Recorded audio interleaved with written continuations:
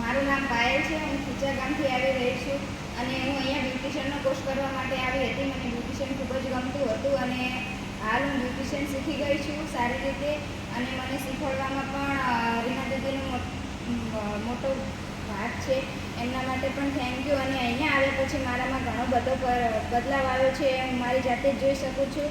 અને અહીંયા આવ્યા પછી મારામાં બદલાવ લાવવા માટેનો માર્ટિનભાઈ, રીના દીદી, ઇન્દુ દીદી, જયસિંહભાઈ અને વગેરે લોકોને ખૂબ ખૂબ ધન્યવાદ કહેવા માગું છું. અને અહીંયા ઘણું બધું મને શીખવા મળ્યું, જેમ કે છોકરીઓ માટેની આઝાદી અને પોતાના પગ પર ઊભું થવું, સ્વતંત્રતા અને સમાનતા, એ રીતે ઘણું બધું કોર્સની સાથે સાથે હું શીખી છું.